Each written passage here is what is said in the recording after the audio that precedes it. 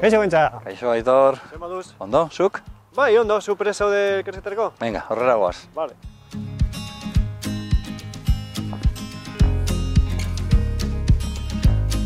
Lehenik eta behin, nor da Gentza Lamillo eta zergatik hautatu du leku hau? Bueno, Gentza Lamillo Aiaran eta zuzenki Luiondon bizi den 45 urteko pertsona bat da, ez? Bi seme-alaben aita, eta azkenengo legealdian Aiarako alkatea eta orain, hurrengo legealdirako EAJaren alkateburua edo alkatetzarako aurkezten duen pertsona.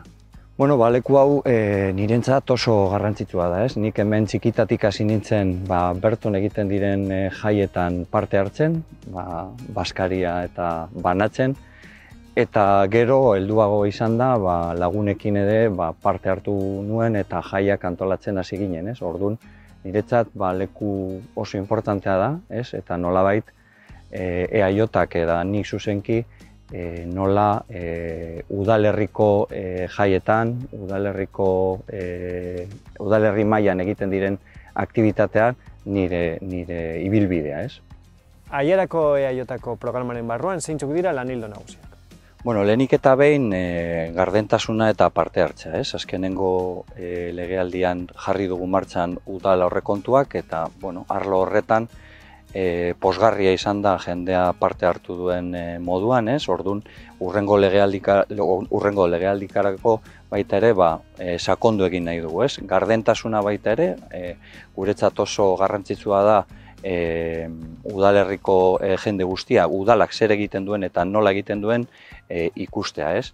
Baita ere nolabait gizarte politikak eta berdintasuna. Azkenengo legealdian Aiara Lagunkoia programa jarri dugu martxan eta hortik ateratako ondorioak legealdi honetarako erreferente moduan izan behar dugu, ez? Laia eskolako programa baita ere Aiaran txertatu eta guretzat oso garrantzitsuaren emakumeen ahalduntze prozesuan sakondu, ez? Eta nolabait baita ere Etxorren ikastola patio inklusiboko helburuarekin aurrera eman behar diren lanak martxan jarri. Baita ere administrazio batzarrak Aiaran oso garrantzitsuak direnak, beraiekin koordinazioa hobetu eta baita ere kontsejuatan edo junta administratiboako esparruan zerbitzuak hobeagotu eta horretan sakondu.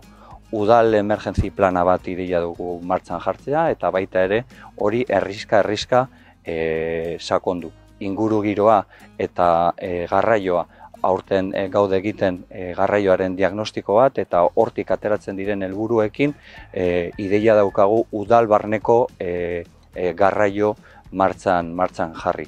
Inguru giro arloan Agenda 2030 jarri dugu martxan pasaren legealdian eta hortik ateratzen diren ondorioak martxan jarri behar ditugu, nolabait, Aiarako energia plan bat martxan jarri. Fibrozementoa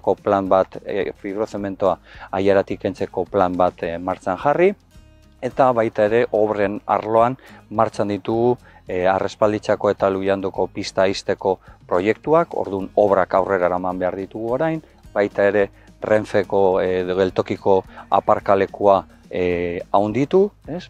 Eta aurrera eraman behar ditugu baita ere lehen sektoreari buruzko ideiak. Gaur apur bat euritan dago, baina azken urteetan Garobeloko mendilerroan ur arazoak izan ditugu eta nolabait ur hornidurak eta baita ere ura gordetzeko instalazioak eta hobetu behar ditugu. Azkenean pasaren legealdian apoara jarri genuen martxan eta uste dugu hori oso importantea aurrera pausu importantea ematea, ez? Gure gaztek baita ere Aialan bizitzen geratzeko, ez?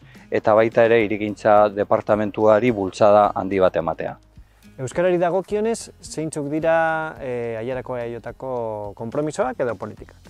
Hurrengo legealdia begira Euskara plana berritzea, ez? Baita ere martxan ditugu diru laguntzak handitzea eta guretzat importantea dena Euskara bai udalean eta bai kalean plazaratzea. Zergatik eman behar diote Aiarako herriek konfiantza Gentza Lamillori edo EAJako zerrendari? Azkenengo legealdian aurkeztu nintzen, orain gogo berdinekin eta ilusio berdinarekin aurkeztu egiten naiz berriro. Talde anitza daukagu eta hainbat herrietako pertsonek osatzen dutena, baita ere administrazio batzarretan, elkartetan parte hartzen duten pertsona. Uste du aiaratarrentzat lan egin behar dugula, aiara hobeago bat lortu behar dugula eta aiara aurrera egiteko emaiozu bozka aiarako EAJ taldeari.